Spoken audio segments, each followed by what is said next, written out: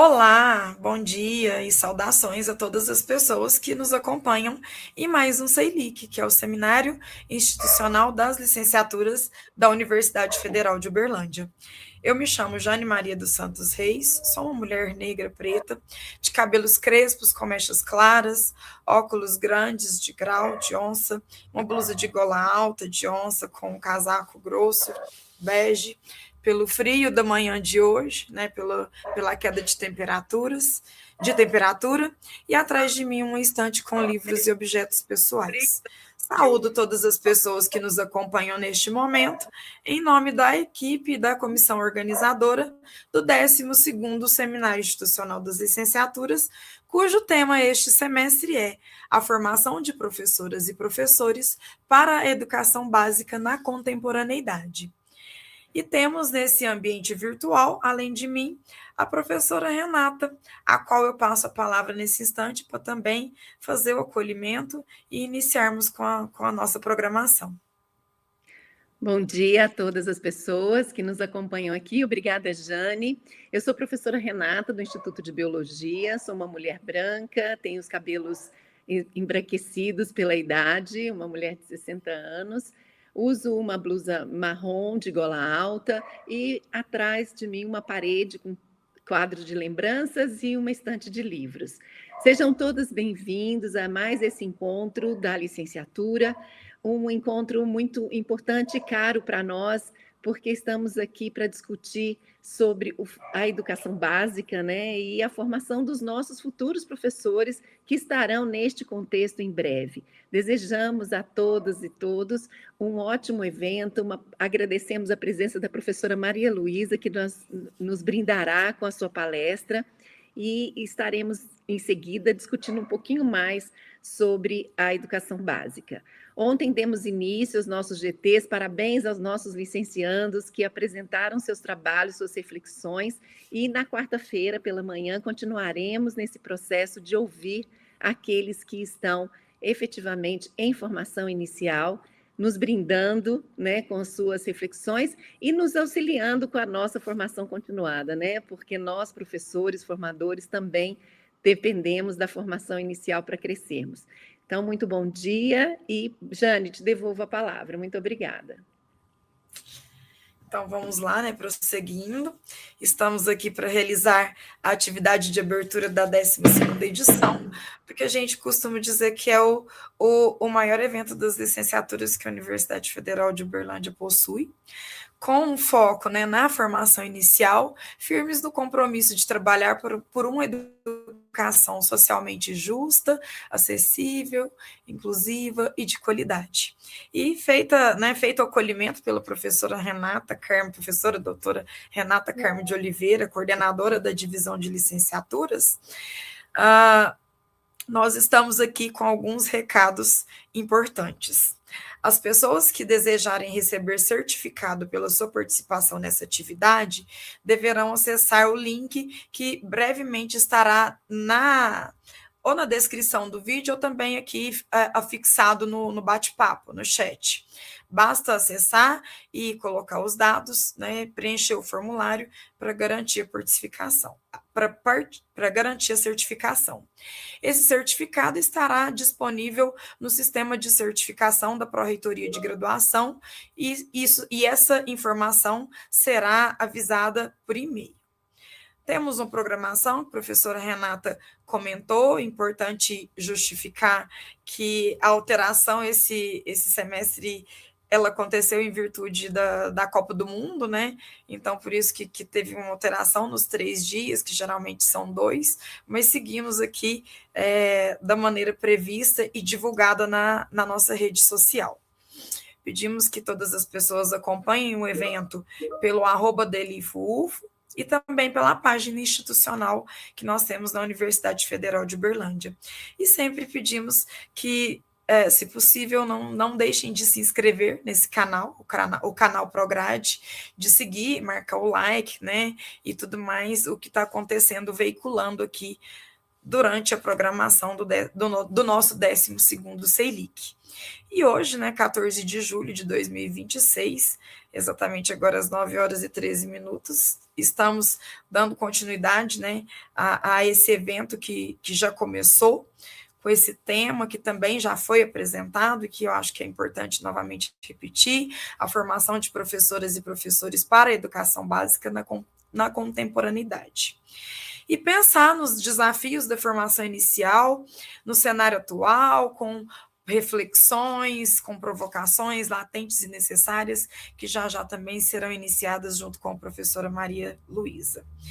E convidamos, então, né, Renata, nesse instante, o magnífico reitor da Universidade Federal de Uberlândia, professor doutor Carlos Henrique de Carvalho, para realizar a abertura oficial do nosso 12º CEILIC e também para fazer sua fala, solicitando, por gentileza, professor, que inicie a partir da sua autodescrição. Bem-vindo. Bom dia a todos e a todas. Eu sou o professor Carlos Henrique de Carvalho, né? Estou na condição de reitor da Universidade Federal de Uberlândia. Eu sou um homem branco, uso óculos com armação preta, tenho cabelos bem grisalhos, né? Sou cadeirante, né? Estou com um blazer cinza e, ao fundo, eu tenho um quadro que traz a reitoria, né, em recorte, o prédio da reitoria em recorte, e a logo da Universidade Federal de Uberlândia, também em recorte, né? Inicialmente é uma satisfação enorme estar aqui iniciando essa solenidade, né, presidindo a abertura dessa solenidade na condição de reitor, primeiro, pela importância do tema. Eu acho que esse tema é fundamental, sobretudo discuti-lo, né, no âmbito da Universidade Federal de Uberlândia e das nossas licenciaturas, né? Nos bastidores, antes do início oficial, eu estava falando um pouquinho com a professora Maria Luísa, exatamente nesse sentido, a importância de discutir a formação, mas toda a formação passa pelo currículo, né? E na apresentação dela, ela vai apresentar esses aspectos, esses elementos aí que compõem toda essa formação. E, principalmente, quando nós falamos em formação para a educação básica. E a educação básica, ela tem 3 grandes níveis hoje, né? E um dos aspectos desses níveis que mais nos preocupa é o ensino médio, né? Onde nós estamos tendo uma evasão muito grande, nós estamos com várias escolas, né, com vagas ociosas, nós não estamos preenchendo todas as vagas destinadas ao ensino médio.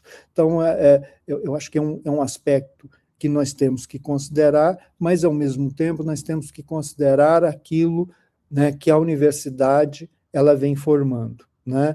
E o tema, né, e um dos pontos que me chama a atenção é discutir essa formação na contemporaneidade. E o que significa essa contemporaneidade, né? Significa que nós vivemos hoje em outro ambiente social, um ambiente social muito mais dinâmico, muito mais fluido em termos das perspectivas e expectativas que a sociedade tem, tanto em relação à universidade, mas da educação de uma maneira geral, né?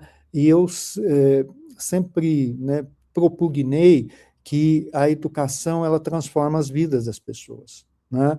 E nós temos que trabalhar exatamente com essa perspectiva, mas para que essa perspectiva seja concretizada, nós temos que criar um ambiente que seja diferente do ambiente que vigorou até o presente momento, discutindo as nossas licenciaturas, discutindo como que essas licenciaturas elas se envolvam nesse mundo contemporâneo que criou toda uma situação que nós, alguns anos atrás, não imaginávamos que teríamos, né? Então, eu tenho absoluta convicção que tanto a palestra da professora Maria Luísa, quanto todos os debates que vão ocorrer, né, ao longo desses 3 dias, situarão bem todo esse cenário. Então, eu só tenho que parabenizar a Renata, parabenizar a Jane, todos os envolvidos na organização do 12º CEILIC, né, e que essas discussões realmente possam, né, fazer uma grande reflexão em torno dos caminhos que nossas licenciaturas vão, né, trilhar a partir de uma discussão institucional que a Universidade Federal de Uberlândia ela terá que fazer. Então, eu só tenho que agradecendo enormemente a presença da professora Maria Luísa e, sobretudo, né, ao público que está, né, disponível a ouvir e participar do debate. Então, em nome da Universidade Federal de Uberlândia, eu agradeço, né, mais uma vez a todos e todas que estiveram envolvidos nessa realização e parabenizo também mais uma vez, né, pelo convite de estar aqui, né, fazendo essa solenidade de abertura.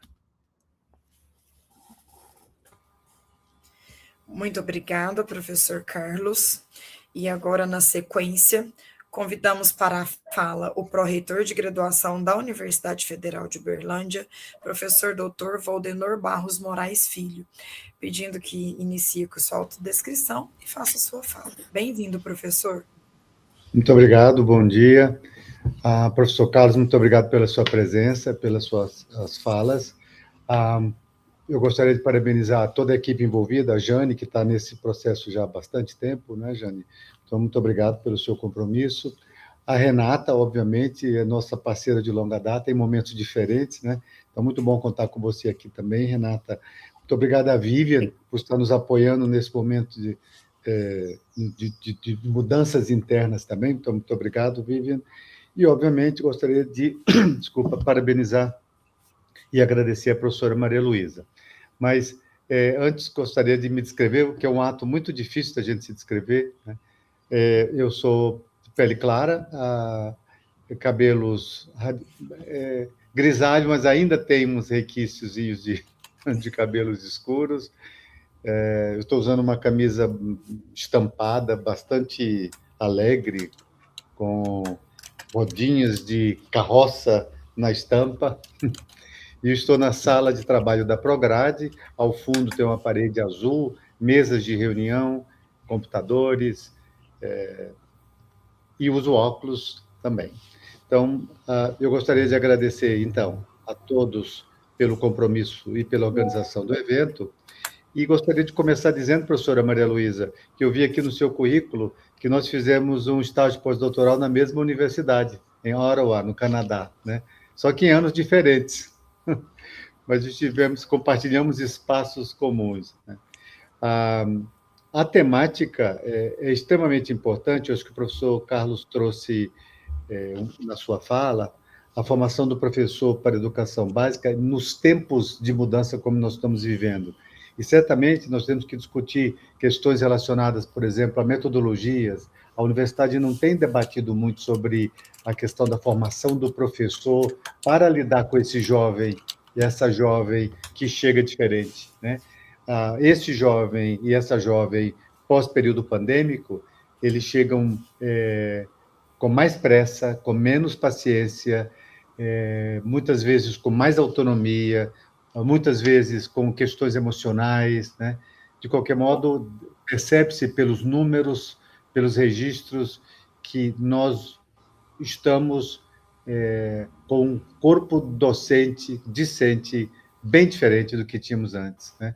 Então, nós temos que aprender a nos conectar com esse jovem, que será o nosso profissional daqui a um tempo, né? E, até o momento, os nossos currículos são mais ou menos os mesmos de 15, 10, 5 anos atrás, né? As nossas práticas pedagógicas são mais ou menos as mesmas. Eu digo nossa de maneira geral, né, no contexto universitário. Os nossos espaços de aprendizagem também são mais ou menos estáveis, né? Então, talvez uma reflexão que a gente tem tentado fazer aqui, estimulado nos cursos, é, considerando que essa jovem e esse jovem estão em fase de transformação, de mudança, tendo visto o contexto tecnológico, histórico, sociológico, etc., quais os processos de transformação e de adaptação pelos quais a universidade também está passando? Ou a universidade não está fazendo esse debate? A universidade está equilibrada, confortável, né? Então, nós sabemos que aqui, na UFO, nós não estamos, não é, Renata e colegas? Nós estamos em permanente discussão, estamos no momento de finalização do projeto de formação de professores, que vai tramitar nos conselhos superiores, estamos propondo a criação de um laboratório multidisciplinar que tem como objetivo apresentar, desenvolver e estimular o uso de metodologias ativas, sob o comando da Vivian, né? Estamos discutindo, não é, professor Carlos, a possibilidade de criação de uma pró-reitoria de inclusão, de acolhimento, né, que tem a ver exatamente com esses novos tempos e com essa perspectiva de uma universidade cada vez mais inclusiva e diversa, né, buscando acesso, melhorar o acesso, equidade, e todos esses temas são fundamentais para a licenciatura. Então, eu também não vou fazer discurso, é só agradecer e dizer à comunidade que nós estamos muito sintonizados com esses temas e que esse debate que o CEILIC traz há 12 anos é muito importante, que a depender de como o projeto de formação de professores caminhe, talvez não tenhamos um seminário exatamente como este, mas é importante que tenhamos regularmente seminários para discutir a formação de professores e as licenciaturas, né? Renata, nós vamos instituir, não é, Renata, discussões que talvez não dependam só de um formato específico, mas que façam parte do nosso processo de formação, junto com a Vivian, junto com a Progep, né? Acho que é muito importante que a gente tenha um grande marco na universidade de discutir a licenciatura para além do CELIC. O CELIC tem um espaço tão importante. Você imagina ter um evento como esse de 12 anos, né? Mas nós queremos instituir, Renata, se for possível, um evento que seja um filho do CELIC, né? Ou que seja o irmão do CELIC, ou que seja o próprio CELIC, né? Mas que a gente consiga trazer mais visibilidade para essas discussões de licenciatura, para além do que já temos, né? Para além do que já fazemos. Então, com isso eu encerro. Na verdade, o que eu quero dizer é que nós damos todo o suporte a esse tipo de evento e nós achamos que precisamos avançar ainda mais nos temas relativos à formação de professores e às licenciaturas. O professor Carlos mencionou rapidamente a questão do baixa procura. Nós temos um curso de licenciatura inteirinho, curso completo, que tem 24 alunos matriculados, né? Esse curso ele teria que ter 450 alunos, essa é a projeção, se ele tivesse cumprindo toda a sua carga plena, né? E nós temos 23, 24 alunos matriculados em um curso que poderia ter 400. Isso merece nosso debate também, né? Claro que nós não estamos preocupados com números, mas isso implica que alguma discussão precisa ser feita sobre essa relação, sobre essa atratividade ou baixa atratividade, muitas vezes, dos cursos de licenciatura, até mesmo pelas questões de mercado que nós conhecemos, né? De subvalorização, de não reconhecimento da profissão, tudo. Então, muito obrigado e que tenhamos um excelente evento. Obrigada, professor Valdenor. Jane, se você Muito obrigada, professor Valdenor. Oi? Se você Oi, Renata? Não, eu digo que se você precisar me tirar da tela, a professora Vivian vai entrar, né? Não precisa não. Não precisa não? Ainda está tudo certo. Tudo dentro da programação. Então, agora, passamos a palavra para a diretora de ensino substituta da Pró-Reitoria de Graduação da Universidade Federal de Uberlândia, que também é coordenadora da Divisão de Desenvolvimento Docente e Apoio Pedagógico, de DAP, que é a professora doutora Vivian Duarte Couto Fernandes, que chega para nos saudar, fazer sua fala, iniciando a partir de sua autodescrição. Bem-vinda, professora Vivian. Muito obrigada, Jane. Bom dia a todas as pessoas que estão nos assistindo aqui hoje. Para mim é uma grande satisfação representar a diretoria de ensino aqui da universidade. Cumprimento a todas as pessoas que estão aqui nessa abertura, né, em nome do nosso magnífico reitor, o professor Carlos Henrique. Eu sou a Vivian, sou uma mulher branca, de cabelos escuros e longos, tenho 42 anos. Eu estou vestida com uma blusa de tricô colorida com tons de rosa predominante. O fundo da minha imagem é uma parede branca e eu uso um fone de ouvido branco sobre a minha cabeça. Bom, essa já é a 12ª edição, né, do Seminário Institucional das Licenciaturas, esse evento que tem se consolidado aí como um importante espaço de diálogo, de reflexão e de socialização das experiências que a gente tem construído nos cursos de formação de professores, né, as nossas licenciaturas. E o tema dessa edição, que é a formação de professores e professoras para educação básica na contemporaneidade, né, que já foi muito bem aí dito pelo nosso reitor, pelo nosso pró-reitor, ele é um tema ao mesmo tempo desafiador, mas muito oportuno, porque a gente tem vivido um tempo que é marcado por muitas transformações sociais, culturais, tecnológicas, e a escola mudou, os estudantes mudaram, então as formas de produzir, de compartilhar, de ensinar também tem que mudar. E formar professores nesse cenário significa a gente conseguir formar profissionais que sejam capazes de entender essa complexidade, para poder dialogar com a diversidade, promover a inclusão e utilizar as tecnologias, né, de forma crítica, ética, para que a gente consiga aí, promover uma sociedade mais inclusiva, mais democrática, socialmente responsável, né, uns com os outros. E essa formação docente, ela nunca vai acontecer de forma isolada, né? Ela está acontecendo aí nessa relação entre a universidade e a escola, entre a teoria e a prática, juntando ensino, pesquisa, extensão. E é justamente isso que esse seminário vem fortalecendo desde a sua criação lá em 2020. Esse espaço que tem aí como objetivo trocar diferentes saberes, experiências que são compartilhadas, né? Então, por isso eu gostaria de registrar aqui um agradecimento especial à divisão de licenciaturas, em nome da professora Renata, mas eu sei que por trás tem uma equipe aí enorme que faz esse evento acontecer, né? A Jane, que está aí desde a sua primeira edição.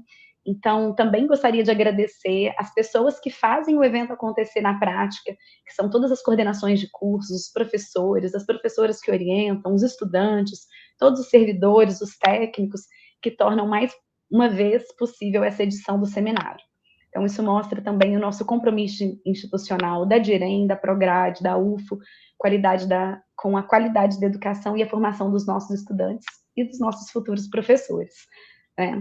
Antes de terminar, eu gostaria só de ler brevemente o final de um cordel do Braulio Bessa, que ele fala sobre ser professor, que é mais ou menos assim. Era uma vez um professor que nasceu dessa mistura de terra, gente, suor, educação e cultura. Era uma vez um país que será bem mais feliz e muito mais promissor quando o seu povo pensar e, enfim, valorizar a luta do professor. Então, eu desejo que todos tenham aí começou ontem, né, mas até amanhã, um seminário excelente, que seja cheio de aprendizagem, de reflexões e de trocas, para que a gente juntos possam contribuir aí com essa educação de qualidade do país e com a formação de outros estudantes que vêm. Muito obrigada, bom dia a todos. Obrigada, Vivian. Muito obrigada, professora Vivian. E agora finalizamos esse bloco de atividades da primeira parte da manhã de hoje com a fala da professora doutora Renata Carmo de Oliveira, né, enquanto coordenadora da divisão de licenciaturas. Professora Renata. Obrigada, Jane. Eu quero mais uma vez agradecer a presença do professor Carlos Henrique, professor Valdenor, professora Vivian, muito obrigada por esse apoio, né? Nós estamos aqui realmente muito envolvidos e com essa discussão de contemporaneidade. Eu quero agradecer ao professor Carlos por trazer umas palavras que eu anotei aqui, que eu quero pensar e refletir muito, que é esse novo ambiente de expectativas, um ambiente de fluidez, né, que são palavras que a gente tem usado com muita frequência, mas que a gente precisa realmente pensar sobre ela, e um ambiente de transformação permanente, né? E isso, às vezes, assusta um pouco. Mas nós temos percebido, pelas discussões que o CEILIC nos trazem, que os nossos jovens e futuros professores estão envolvidos em tudo isso, não só nessa discussão, mas na vivência, no ambiente, né, que é muito importante, que será o seu futuro campo de trabalho, que é a escola e a educação básica, né?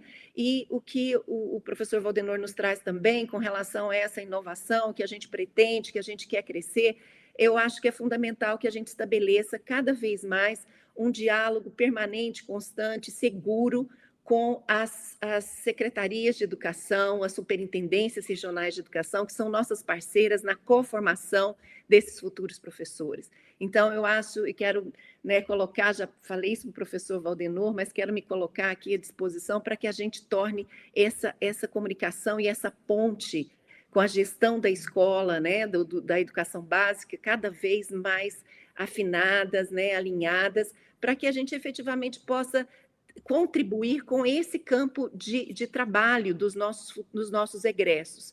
Né? A universidade ela se expande na sua extensão e eu espero que a gente também que a gente possa se expandir também na comunicação com os diferentes campos de trabalho que os nossos futuros professores e egressos, de uma maneira geral, possam encontrar assim que receberem, né, a sua certificação, os seus diplomas. Então, muitíssimo obrigado, e eu espero, né, que hoje a gente realmente traga, né, mais subsídios para essas discussões. Muito obrigada, mais uma vez, pela presença de vocês aqui conosco. Jane, obrigada.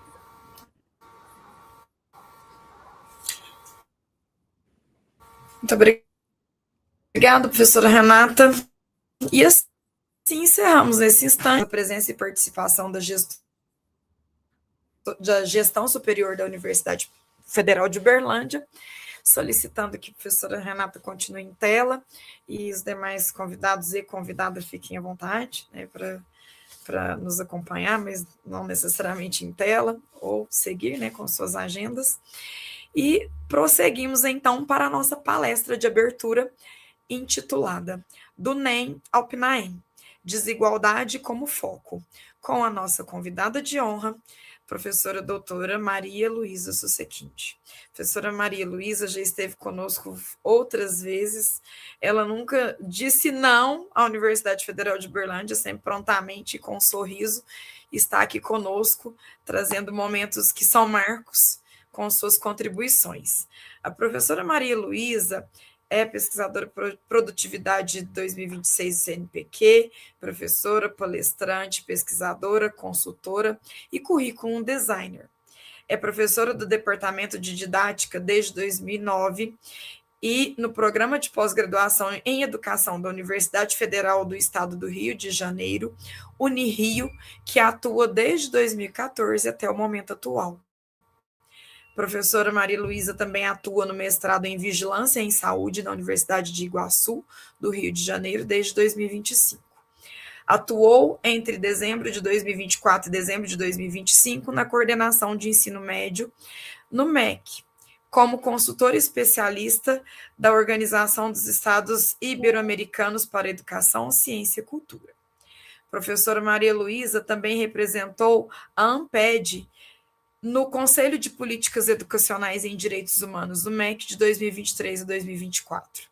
Foi nomeada membro externo da Comissão de Educação Básica do Conselho Nacional de Educação para revisão das diretrizes curriculares nacionais do ensino médio. Foi vice-presidente da região Sudeste, da ANPED Região Sudeste, de 2021 a 2023, atuando na diretoria e representação do grupo de trabalho em currículo desde 2013. Atuou em reformas, desenhos curriculares como consultora e pesquisadora em diferentes redes, níveis e modalidades, coordenando especificamente a construção e implementação dos desenhos curriculares da graduação e da pós-graduação na Fundação Getúlio Vargas, Direito, e também na Escola de Nutrição da Unirio, e na Escola Municipal Mariana Nunes Passos, no Rio de Janeiro. Possui experiência em educação básica superior e pesquisa desde 1988. Tem livros e artigos publicados em diferentes áreas, em epistemologia, currículo e formação de professores, também em inglês. Possui as titulações de licenciatura plena em História pela PUC do Rio de Janeiro, com mestrado e doutorado na Universidade Federal do Rio de Janeiro, e também com doutorado em Educação pela UERJ. Professora Maria Luísa também fez estágio pós-doutoral na Universidade da Colômbia Britânica e um projeto aprovado pela CAPES entre 2011 e 2013, junto ao professor emérito William Pinar. Professora Maria Luísa é membro da Associação Brasileira de Currículo, da Associação Americana de Estudos Avançados em Currículo, da Associação Internacional de Estudos Avançados em Currículo e da Associação Americana de Pesquisa em Educação.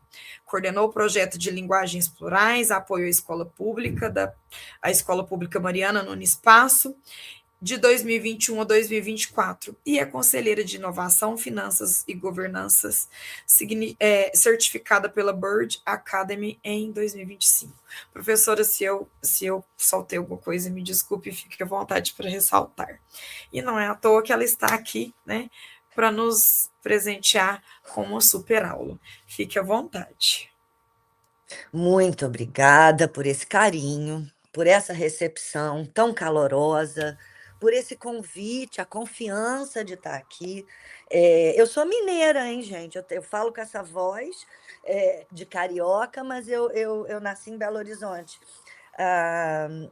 Olha, eu quero, nesse bom dia, eu quero dar obrigada, muito obrigada pelo convite, a Renata, sobretudo a professora Jane, que é minha parceira aí nessa universidade que está na Amped Centro-Oeste, né, há tantos anos trabalhando juntas e, mais uma vez, me chamar para uma parceria. Eu fico muito honrada, Jane, com esse teu convite, e espero que eu possa aí contribuir um pouco para esse debate tão urgente que vocês estão fazendo, para essas reflexões que vocês já vêm fazendo ao longo do tempo.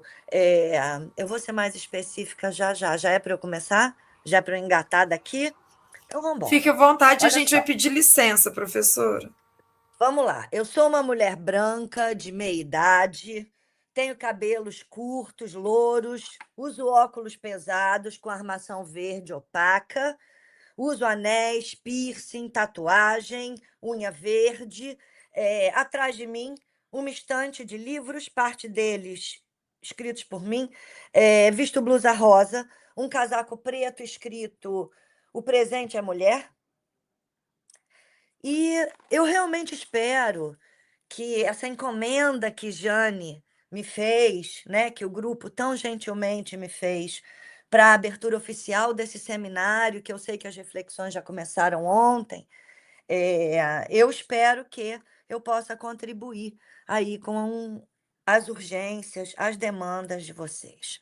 Sobretudo para entender que os impactos que as políticas curriculares que eu vou analisar têm tido na formação inicial e na formação continuada são muito mais do que localizados, como vocês descreveram, né, nesses números de alguma maneira avassaladores de uma das licenciaturas. Eu sou licenciada em História, dou aula há 20 anos para as licenciaturas todas, povo da música, que eu vi que está aí no chat, né? É um problema sistêmico.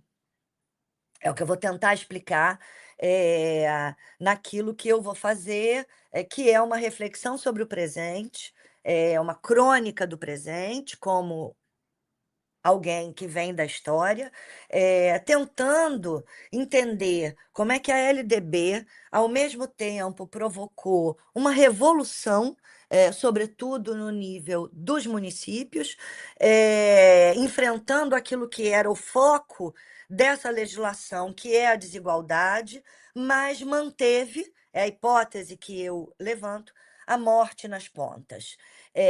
Portanto, eu vou fazer. Esse é o contexto. de uma análise, o contexto é feito a partir de uma análise das políticas curriculares dos últimos 10 anos, com foco no ensino médio, que teve uma grande transição nos últimos anos, e eu fui partícipe do desenho desse novo arcabouço legal, que, de alguma maneira, retoma os compromissos da LDB, e vamos aí tentar refletir, pensar, né, nesse seminário que é tão importante, que vem com uma trajetória tão urgente. Então, vou pedir aí ao pessoal da tecnologia para subir meu PowerPoint, para a gente começar, então, a fazer essa trajetória de análise, né? Até para entender por que hoje eu, junto com o William Painer, entendemos que existe uma demonização da docência, é uma desvalorização da docência, uma culpabilização da docência numa escala tão gigantesca que a gente passou a chamar de demonização da docência. Eu vou começar dizendo que, em torno de 2014, nós vamos ser impactados por um tsunami de reformas curriculares que eu chamo de arrogantes, indolentes e malévolas, né? Elas são presunçosas, acreditam que sabem a verdade do que deve acontecer nos currículos escolares e, portanto, violam a LDB nesse sentido. São indolentes porque têm preguiça de perguntar aos 5.400 e tantos municípios o que estava acontecendo ali. Obrigada. Né? São preguiçosas porque não quiseram perguntar às redes o que já estava acontecendo, aos estados, o que tinha sido feito, às comunidades educacionais, quais eram os problemas que estavam sendo enfrentados. E são malévolas porque, uma vez que se baseiam em resultados e demandam esses resultados das redes e das escolas, e dos professores em particular, elas provocam muita crueldade. E tem provocado, eu avisei tudo isso há muitos anos atrás, mas infelizmente hoje a gente verifica todas essas infelizes hipóteses que eu defendi a partir dos meus estudos nos últimos 10 anos, todas elas consolidadas, eu vou apresentá-las aqui para vocês. Em 2024, né, em 2023, a consulta pública e a Política Nacional de Ensino Médio faz um retorno no que vinha se instituindo com o novo ensino médio e enfrenta, mais uma vez, a questão da desigualdade sistêmica do Sistema Nacional de Educação, e uma desigualdade que, portanto, faz, inclusive, com que esse sistema precise ser visto intersetorialmente, né? Na fala inicial nós vimos, não é só a diversidade das populações que hoje estão nas escolas e universidades, mas é também a caduquice dos nossos currículos, mas é também um monte de outros problemas dos nossos cotidianos que não estão só em instituições isoladamente, mas estão no sistema como um todo, como eu venho defendendo. E aí eu vou terminar defendendo a hipótese de que a morte ainda reside nas pontas do sistema, apesar da revolução que foi operada nos últimos 30 anos. Eu começo deixando aí o QR Code para um artigo de opinião que eu publiquei recentemente, uma vez que a gente ouve aí nos corredores de Brasília e de outros espaços decisórios da educação nacional, que já vem se renovando o Conselho Nacional de Educação e que agora vão de novo rever a Base Nacional Comum Curricular. Eu acho que isso é terrível do ponto de vista das políticas curriculares, e eu vou tentar explicar por quê. Vamos começar com o contexto, que eu chamo de contexto pós-golpe, que é ali 2016, né, onde a gente tem um corte gigantesco nos financiamentos para a educação, ameaçando todo um sistema que vinha se expandindo, se interiorizando, desenhando sua pós-graduação,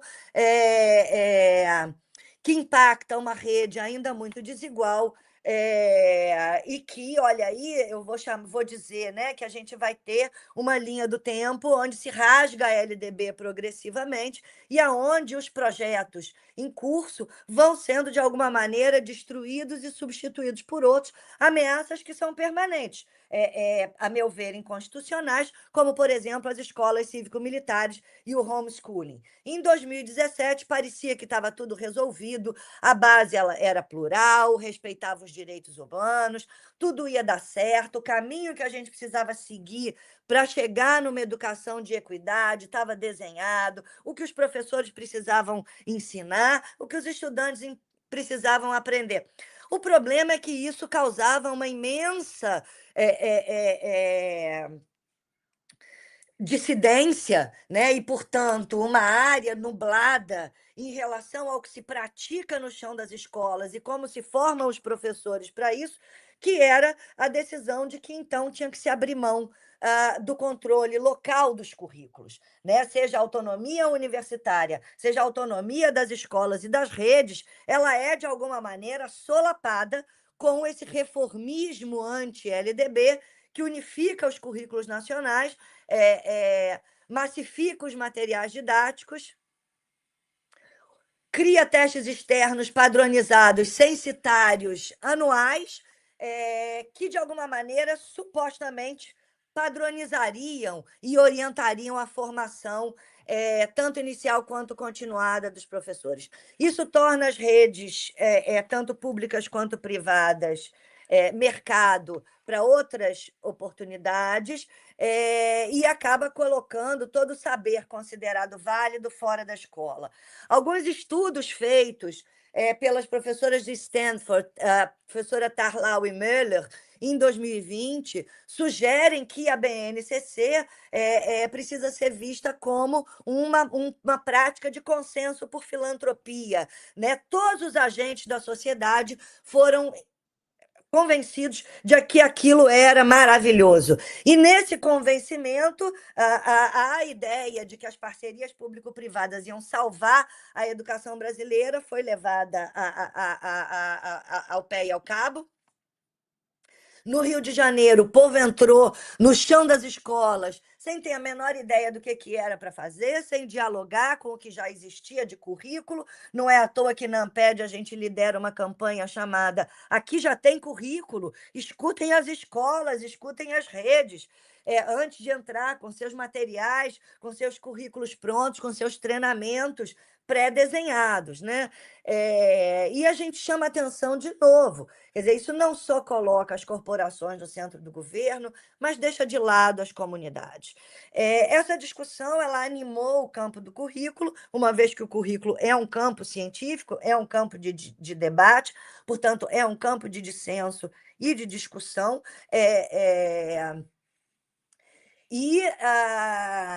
Pois eu concordo, viu? Mas também tem que tomar cuidado, né? Acho que é a Gislene, para a gente não achar que o problema é todo da EAD. Eu andei aí publicando. Será que a culpa é mesmo da EAD? Que eu acho que não é, não, viu? Muito pelo contrário. Né? Às vezes a gente gosta de certos conceitos que binarizam o problema quando ele é um pouco mais em camadas. Então, mas não deixa de ser, de novo, né? Voltou ao centro da discussão aquilo que fundou o campo do currículo há 100 anos atrás, a ideia de que o currículo é um projeto de nação e que a gente precisa acreditar nele para salvar o país e as criancinhas. O La Roça diz que o peso dos reformadores e dos conservadores é sempre o mesmo, é o sangue das crianças. O campo do currículo no Brasil não nasce nada ingênuo, diz Luiz Antônio Cunha, já misturando essas tendências que em outros campos se sucedem, e Antônio Flávio Barbosa Moreira, um dos intelectuais que desenhou, né, que formatou o campo do currículo nesse país, inclusive com traduções, editoriais e consolidações teóricas do que era o campo diz que a gente não pode jamais pensar numa política curricular que não considere os professores como intelectuais, profissionais intelectuais, né? E, portanto, as conversas sobre currículos precisam considerar que as escolas são arenas políticas. O Painer vai além e diz que se a educação é pública, ela é do público, e ela é a reconstrução desse público pelo público, e que, às vezes, até ela toca os conteúdos, defendendo que o papel de nós, curriculeiros, é defender as escolas dessas reformas, desacreditar da possibilidade de que a escola seja um laboratório de democracia e que, portanto, no trem, na fábrica e na universidade, a gente possa ser mais frouxo com algumas coisas que se localizam no chão das escolas, diz Hannah Arendt. É a covardia dos adultos que acha que as escolas têm que reformar o mundo. Nesse contexto, eu disse que as reformas são arrogantes, indolentes e malévolas, e chamei atenção, já em 2019, que nós assistiríamos 3 impactos importantes. As políticas de controle demonizam os professores, né? Demonizam as escolas, então currículos unificados, testes padronizados vão acabar e acabam mostrando que é impossível controlar o que as pessoas pensam, o que elas ensinam, o que elas aprendem e, sobretudo, tornar os professores obrigatoriamente ruins, uma vez que produzir resultados iguais é impossível quando as pessoas não são iguais, as salas de aula não são iguais, os professores, as pessoas não são iguais, as conversas não serão iguais. Quem já entrou numa sala de aula sabe disso. Por melhores que sejam os planejamentos, né, diz Mary Ann Doll, pesquisadora do campo do currículo, professores, cuidado com seus planos de aula. Multiplicam-se as greves, as aposentadorias precoces e o adoecimento de professores e comunidades docentes, como hoje a gente vê em todas as mídias, inclusive as corporativas. O segundo impacto, eu chamei a atenção, foi visível. Uma bomba de desigualdade. Retirar os conteúdos do ensino médio, no novo ensino médio, e criar coisas que os professores nunca foram preparados para fazer, ia gerar resultados péssimos e gerou, como diz Elizabeth Macedo, os currículos escolares acabaram reforçando essa lógica de bons e ruins, superiores e inferiores. E o terceiro impacto, a gente também vê aí estampado em todas as mídias. Então, aí 2 artigos meus, um perguntando, será que a culpa é mesmo de 50%, 60%? O problema é esse? Ou a gente tem um bug no Sistema Nacional de Educação que precisa, né, rever algumas questões importantes. Gente, alguém me sinaliza aí no chat quanto tempo eu já estou falando, que eu acho que eu estou normal, mas eu esqueci de marcar quando eu comecei. Mas, ao mesmo tempo, né, a gente tem, mais uma vez, a produção de um consenso por filantropia, que o problema são os privados e o problema é a EAD. A gente precisa desconfiar, né, toda vez que as soluções são simples.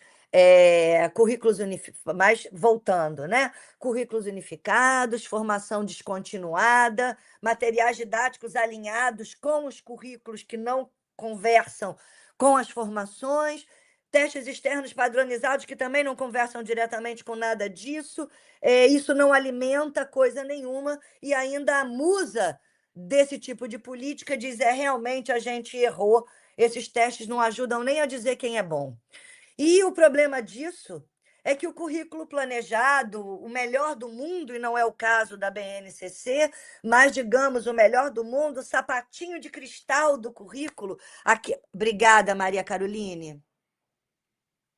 Perfeito. Então, estou com tempo, vou falar até mais devagar, vou beber um golinho de água.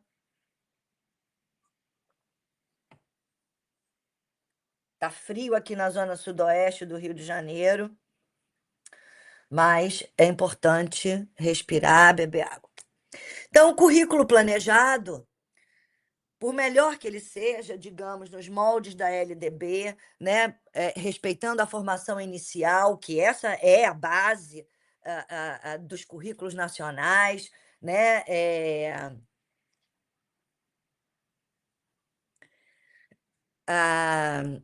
então a base ela não é nacional antes de ser curricular, né? Se a gente for a lógica da LDB, ela não pode primeiro ser nacional, ela precisa primeiro ser curricular, territorial, ter ouvido as comunidades, ter dialogado com a formação inicial, com a formação continuada, com as experiências das escolas, das secretarias, enfim. Mas mesmo assim, esse currículo lindo, né, que houve todas as instâncias, vamos ampliar, associações de moradores, de estudantes, de pais e mestres, mesmo esse será sempre muito menor do que a experiência vivida, né? E essa imagem aí, muito conhecida de muitos de nós, vai lembrar que quando a gente tenta controlar a experiência vivida, o resultado a gente conhece muito bem. Porque, para mim, os currículos precisam ser pensados como conversas complicadas, porque são pessoas que estão falando de pessoas.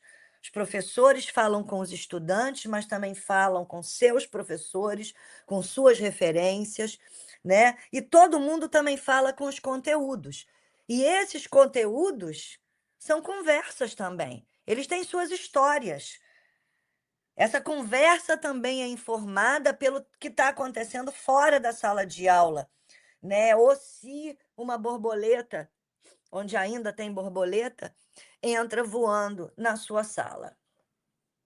Ela é informada por todos na sociedade. E, segundo William Painer, nada pode destruir tanto uma conversa quanto um teste no final.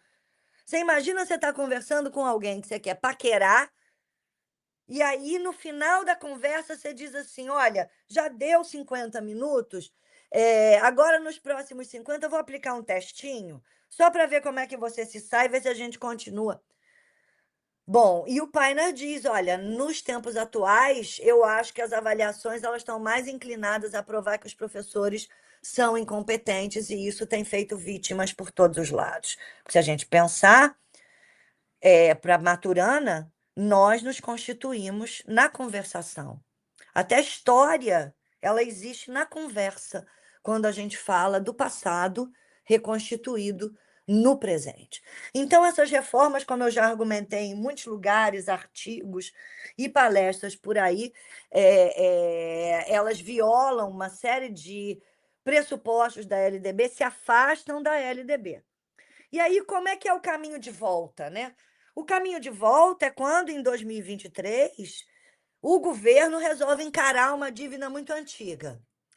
Dívida que é reconhecida em 2007, quando a LDB está comemorando os seus primeiros 10 anos, né, ao entender que o ensino médio tinha sido abandonado como uma etapa necessária de terminalidade da educação básica, né? Então passa a fazer parte dos planejamentos estratégicos dos estados, por orientação e pacto com o governo federal, chamado Todos pela Educação, né? E em 2013, com a construção de uma iniciativa importantíssima, né, que mudou, de alguma forma, o acesso ao ensino médio, que enfrenta o problema de que é a extrema desigualdade econômica, né, mais uma vez retomando a essência da LDB, de que é a extrema desigualdade econômica e, portanto, desigualdade que se coloca territorialmente, regionalmente e nacionalmente, né, refletindo-se em diversos aspectos, e que trabalha cotidianamente com a violação do direito à educação. Então, hoje, por exemplo, na Unig, a minha pesquisa é de que maneira violações à saúde, né, no nível da vigilância sanitária, impactam o direito à educação, né? A gente vai desde do esgoto sanitário e a água encanada até o piolho e as epidemias de gripe e a falta de vacinação, quando a gente pensa nisso. Mas voltando aqui ao nosso foco desse desenho de política, né, que se o novo ensino médio abandona a LDB, esse vai procurar retomar, né? Mas em 2013 o que se entende é que é preciso enfrentar esse problema, é o Pacto de Fortalecimento do Ensino Médio, e em 2023 a própria quem acompanha ali a posse do presidente, né, é quem a gente hoje diz que é ainda alvo das políticas de ensino médio, uma vez que nós temos aí recentemente divulgado 65 milhões de pessoas que não terminaram a educação básica e que estão em idade que deveriam terminar para que suas vidas melhorassem. E isso está na LDB. É possível você pegar uma comunidade quilombola, construir uma escola ali e dizer: eu vou dar terminalidade para essa comunidade inteira nos próximos 5 anos, do fundamental, do médio, fazer programas especiais, enfim. Tudo isso com apoio da universidade, né? Então, a gente tem aí o desenho da linha do tempo dessa política que eu digo que retorna à LDB, inclusive que ela começa, né, com uma consulta pública. Obrigada, Milton. Né, que ela começa com uma consulta pública, né, e que vai desenhar uma reestruturação, né, e que entende que não adianta pensar currículo se você não ajuda a botar os estudantes na escola. Mas veja, essa consulta denuncia um outro. Isabel, é fundamental, senão não é sistema, né? O governo federal, o orçamento do governo federal é 85% para o ensino superior, mesmo cortado, e muito cortado.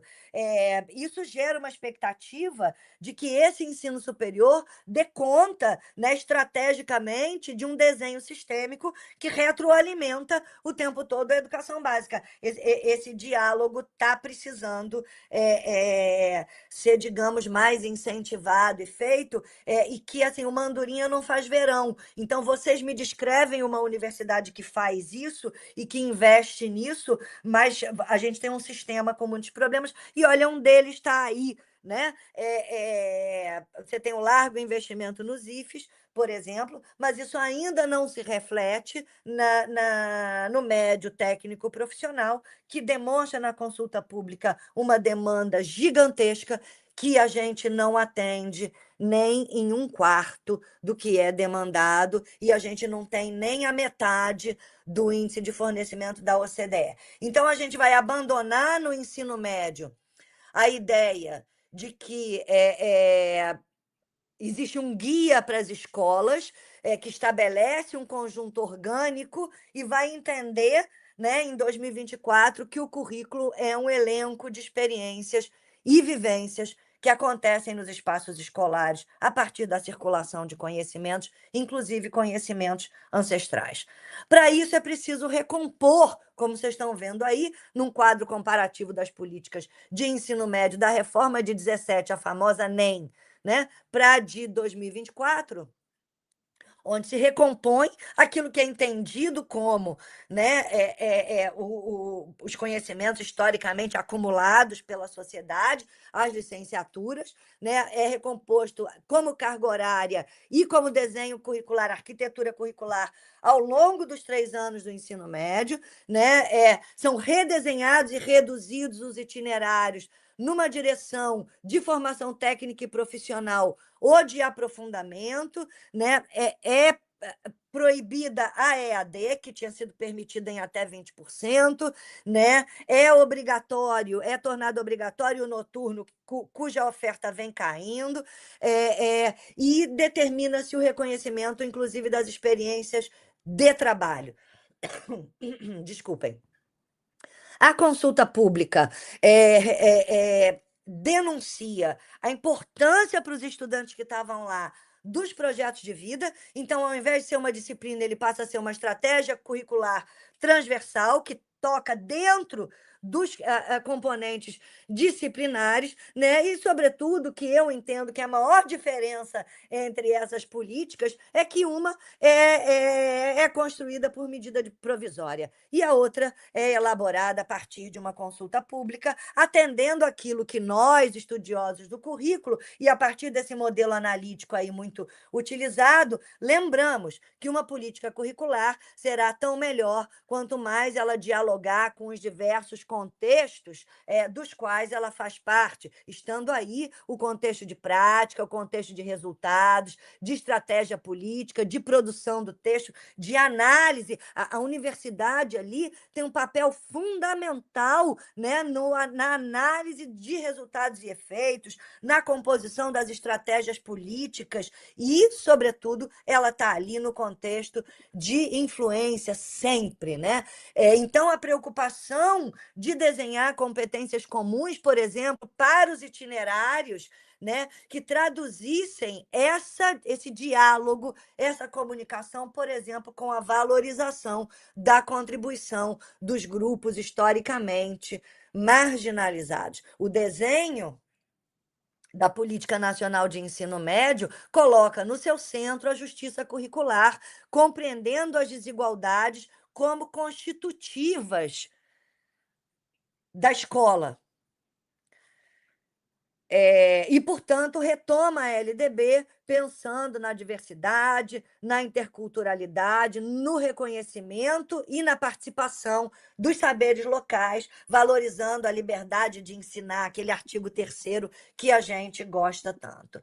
Daí eu vou dizer o quê? Qual é o problema, né? O problema é que o mundo continua ficando os pobres cada vez mais pobres e os poucos ricos cada vez menos ricos, cada vez menor número de pessoas ricas e esses cada vez mais ricos.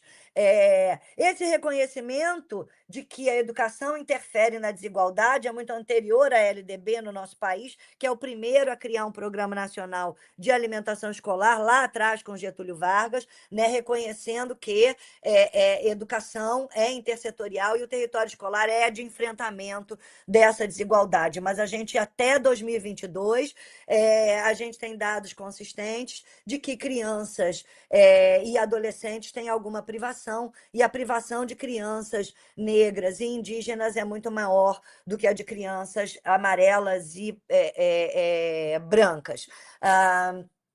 Portanto, diz a LDB, se a fome, o currículo tem que trabalhar menos desperdício, compostagem, comer saudável. Porque a LDB é uma tríade cortada pela desigualdade. Ou seja, a educação só será integral se a gestão for democrática. E se essa gestão dos currículos, dos financiamentos, do material didático, dos resultados, se essa gestão for democrática, a escola terá qualidade social e, tendo qualidade social, haverá integralidade. Muito pelo contrário, quando a gente olha a realidade do ensino médio, quando a gente fala de 5.600 municípios, metade são únicas, metade das escolas, metade deles tem uma única escola de ensino médio e 735 deles têm escolas com menos de 15 professores. Essas desigualdades, como eu já chamei a atenção, são locais, regionais, nacionais, dentro das redes públicas e também dentro das redes privadas. E, obviamente, são desigualdades de gênero, são desigualdades étnico-raciais. Se a gente pegar alguns exemplos, Rio de Janeiro, por exemplo, só tem 6 municípios com uma única escola de ensino médio. A Paraíba tem 46 entre 225 municípios que as escolas só tinham 10 docentes até 2024. O que acontece é que a gente tem estudos muito antigos que mostram uma correlação direta entre desigualdade e abandono escolar. E nós, nas universidades, também temos enfrentado isso. Jovens de família com menor renda abandonam mais a escola, mais de 60% dos que evadem dentro do ensino médio pertencem aos 40% mais pobres. E lugares com maior desigualdade têm maior evasão. Ainda temos hoje, né, com dados aí que eu estou trabalhando de 22 e 23, até 23 da PNAD, né, ainda temos uma terrível desigualdade que faz com que um terço, 30% praticamente de diferença entre os concluintes do ensino médio mais pobres e mais ricos. Além disso, nós temos uma imensa taxa de distorção em idade séria, ou seja, muitos jovens que deveriam estar no ensino médio estão no ensino fundamental e estão fora já da escola porque estão trabalhando. E a queda no abandono se dá, em grande parte, em relação, em virtude do pé de meia, né? Uma política de fixação no ambiente escolar com a intervenção pedagógica. Contudo,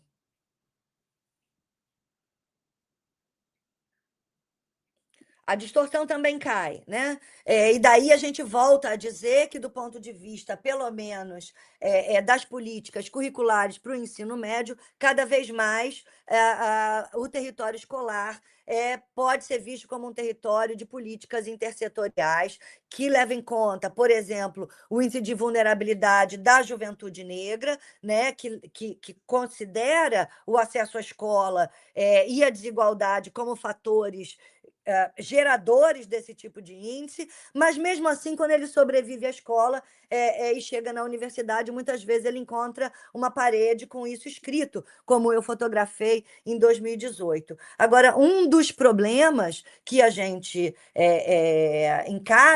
tem que encarar, é que uma das reduções importantes. Obrigada, Amanda, é isso mesmo, vamos lá, obrigada pelo convite, gente, espero que eu esteja aí contribuindo para os debates. Agora eu estou com 34 minutos, mas tá certo, tá tudo certo. E o triste dado, né, é que a gente está falando de uma juventude perdida. Então, a redução do atendimento ao EJA e a redução da fixação no ensino médio e do ingresso no ensino superior também porque, para cada pessoa que consegue terminar o EJA no período analisado, mais de 6 morreram. Não ir à escola mata. Mata na educação infantil, mata no ensino fundamental, mata no ensino médio. Então, como eu já disse, eu já trouxe esses dados, né? Eles estão aí altamente discutidos na internet. Esse é um dado que não toca só os adultos. Se a gente olhar, 61% das crianças não frequentam a creche dos 0 aos 3 anos, e isso aparece nesse gráfico, que do lado azul a gente pode enxergar uma revolução de atendimento, né? Aí nesses 30 anos de LDB, né? O gráfico azul mostra como o atendimento se torna quase universal nesses 30 anos, porém, o gráfico em vermelho mostra como eu já disse 65% de 0 a 3 anos, mas nós temos aí de 4 anos, né, uma imensa deficiência de vagas aos 4 anos, aos 5 anos, ainda temos aos 6 anos, e a situação a partir dos 15 é assustadora, aos 17 é a morte na ponta, como é aos 4. Então, vamos, por favor, sair aqui do vídeo, do PDF, a gente já está terminando. Eu preciso que a gente veja um vídeo rapidinho, por favor. Eu já perdi muito emprego por causa deles. 3 em cada 4 crianças no Rio e na região metropolitana estão fora das creches. Os dados são do mapa da desigualdade, documento produzido pela Casa Fluminense com base em dados públicos de 2022 e 2023. Em Japeri, Nova Iguaçu, Queimados, São Gonçalo e Seropédica, menos de 10% das crianças de 0 a 3 anos estão matriculadas. Então, pode voltar o PDF para a gente finalizar. Esse é o dado com que eu venho trabalhando, né? Justamente meu foco de pesquisa hoje são os municípios da Baixada Fluminense, uma região gigantesca em termos de área no Rio de Janeiro, com imensas desigualdades, e que pode ser entendida como uma área onde essa aliança entre burocracia e morte tem decidido que populações são descartáveis, porque, veja-se, a média nacional é 66, ali a gente está falando de só 10% de atendimento. Então, essa lógica descrita por Achille Mbembe como uma lógica de sacrifício que elege que populações são descartáveis, né? E elege a partir da supressão da humanidade, trabalhando essas populações como números, como dados, e não considerando-as de fato na hora, por exemplo, dessa intersetorialidade em que os setores como o Ministério Público, as defensorias, precisam atuar na defesa também junto conosco dos direitos, de não só sermos sujeitos, sermos objeto, né, da lei, mas sermos sujeitos daquela lei. O que a gente vê é uma guerra contra as infâncias, né? E se é contra a infância, é uma guerra contra as mulheres, é uma guerra contra os pobres, contra os pretos, né? Contra as pessoas LGBTQIA, PNB+. É uma guerra que está não só onde falta vaga. Se ela está no sistema, ela também está nas escolas de elite, onde se paga muito por uma vaga, em nome de não enfrentar a diversidade e a desigualdade. Como eu analiso no artigo recentemente publicado no Le Monde Diplomatique, que chama justamente A Morte nas Pontas, e eu, então, agradeço e vamos ver se tem um tempinho aí para a gente conversar um pouquinho sobre o que vocês acharam. Eu espero ter contribuído para os debates. E tenham uma boa continuação de seminário no dia de hoje. Muito obrigada pelo convite. A escola é nossa.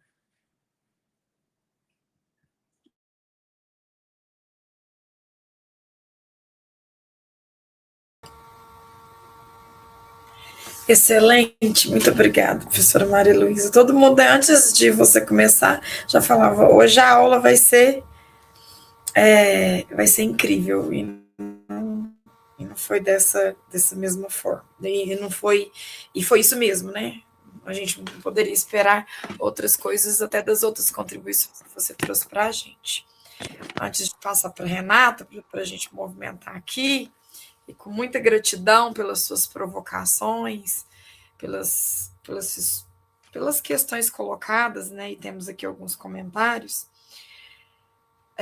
Você deixa nítido para a gente que desigualdade educacional, que é também social, ela tem cor, ela tem gênero, e você traz também palavras, termos, categorias analíticas que são decolonizadores.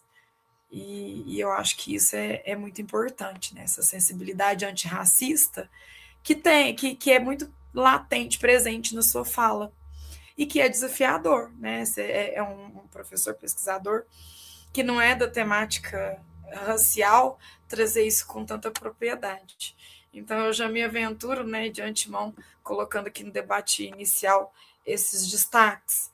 E enquanto Renata se organiza, que eu acredito que ela também vai trazer aí as questões, eu queria colocar algumas que eu já tinha lido, seus 2 textos, que nós repassamos, e eu acho que, inclusive, Renata, a gente pode também depois colocar nas redes sociais da divisão, né, que são 2 textos muito provocantes, assim como a fala da professora, e aí você traz a questão das panelas de ódio, né, que são importantes, que eu acho que tem muito a ver com o vídeo que você traz no final. Essa questão da necropolítica, que eu já dialoguei, pensei muito também na necroeducação, acarretada por essa necropolítica.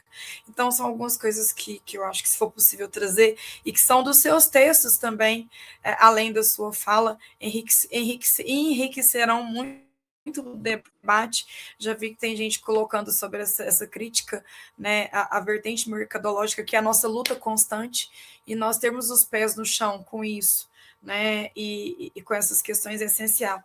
Aí a outra, que é a formação, eu até anotei aqui, a formação continuada territorializada, é outra coisa que também chama atenção nos seus textos, enquanto a gente traz outros subsídios. Renata? Obrigada, Jane. Bem, Maria Luísa, deu uma virada aqui na minha cabeça, não sei se eu vou conseguir organizar tudo que eu estou pensando. Eu quero te agradecer imensamente, como disse a Jane, por essa provocação, e dizer que uma preocupação muito grande, né? Sou orientadora de estágio, meu campo de trabalho é a escola, né?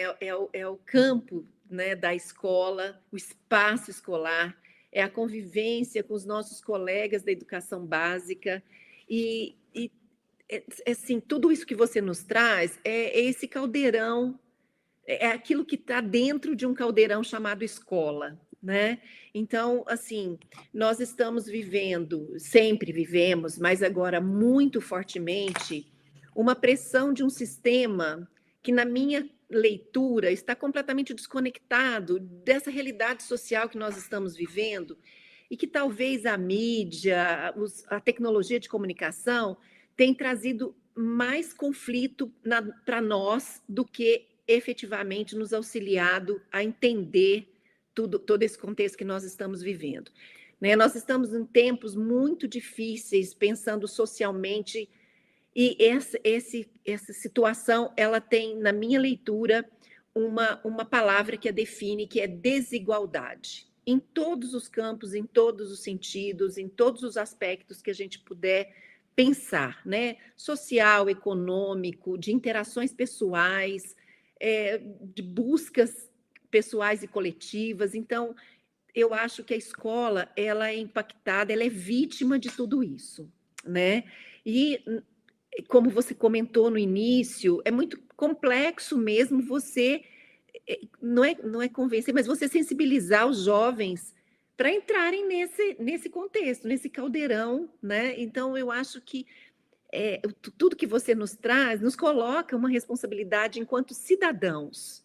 Eu nem vou falar enquanto professores, mas eu percebo isso enquanto cidadãos. Nós vamos precisar de enfrentar esse sistema num coletivo que recusa isso, e não só enfrenta na luta diária, né, essa coisa tão difícil.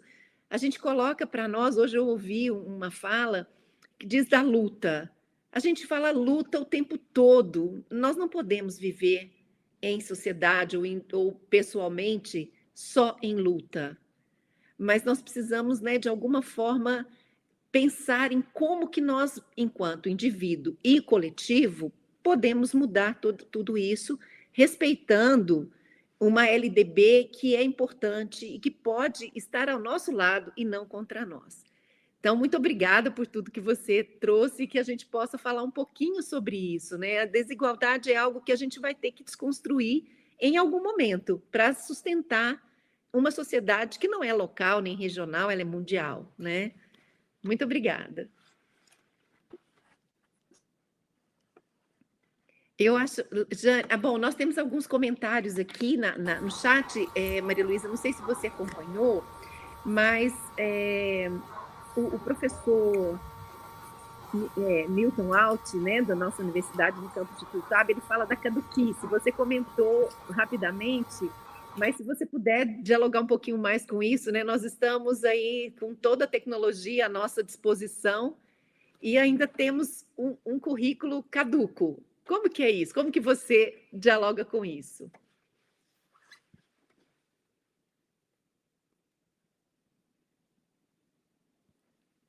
Jane, acho que a professora está me ouvindo. Maria Luísa, você me ouve? Me ouve, né?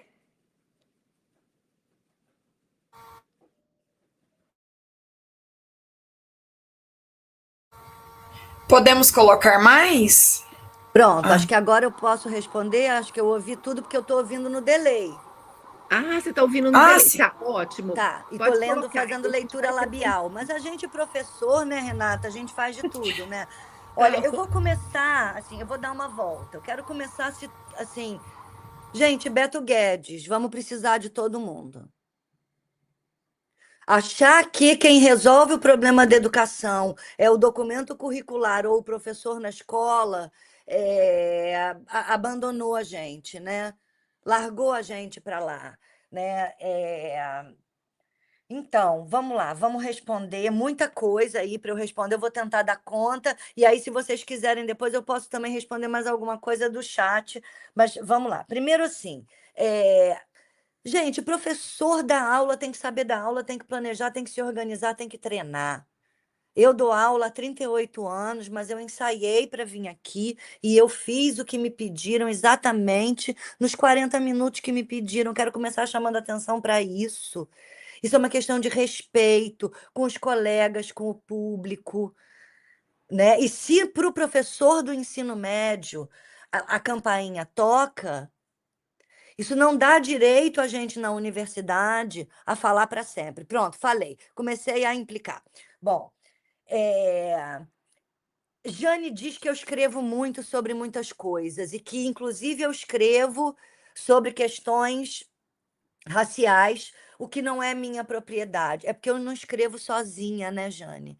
É porque a pesquisa acadêmica, ela nos coloca nesse lugar de redes de criação de conhecimento, né, de coautoria. Estava aí ouvindo e comentando no chat Silvia Ticois, que é minha parceira há muitos anos. Escrevemos, estudamos juntas, foi minha orientanda e foi coordenadora pedagógica, minha parceira, numa reforma curricular, numa escola na Rua da Felicidade, uma escola que territorializa o currículo, a formação continuada, né? Mas que também padece com a descontinuidade das políticas. Agora, a gente hoje vive um momento, né, em que as políticas que deveriam orientar a formação inicial e a continuada, se no momento elas tinham, né, o consenso, né, e o entendimento de que elas eram ótimas, elas só tiveram isso.